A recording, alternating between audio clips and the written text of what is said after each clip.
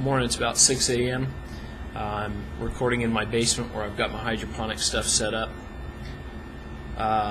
Just a real quick video to let you know what I've done so far and where I'm at. And more as a video record than anything, but if anybody else participates in this stuff, maybe you'll find some interest in what I'm doing. I've planted 18 plants, different varieties of herbs and small vegetables, even though some of them are root vegetables, which I hear are extremely difficult to grow with hydroponics. We're going to try it out. I planted on Sunday. Today's Thursday, day 4. Last night I had kohlrabi, turnips, and radishes had sprouted, and I moved them under the grow light. And this morning I've got Brussels sprouts and lettuce that are starting to poke up through the vermiculite.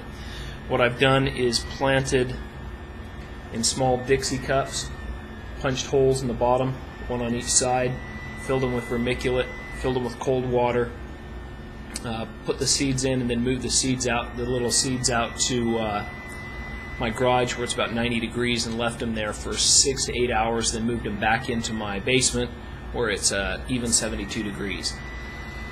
Well, now it's dropped to 71, but we've had some rain, so it stays pretty steady in my basement. It's a good place for them to start, and they've done well. Now what I've done here is filled up a half-gallon canning bottle. I wanted to use something that was not reactive, not like a can or something that's made of metal.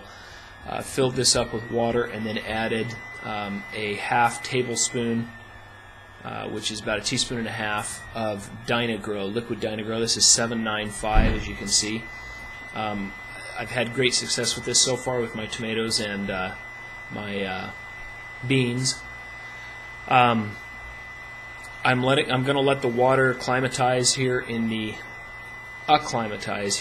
basement for the day, and then use it to start watering the sprouts.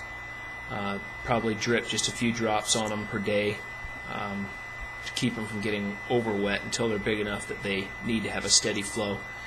I'm letting it acclimatize, as I learned from my tomato disaster that you can't take water that's lukewarm, dump it out, put new nutrients in cold water, and put the tomatoes back in it, and have them just take right to it. I just about killed my tomato plants, if I haven't killed them. They're still deteriorating slowly, so I'm sure I shocked them really badly, so I'm not going to make that mistake again.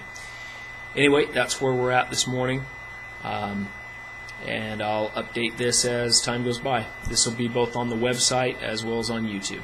Thanks.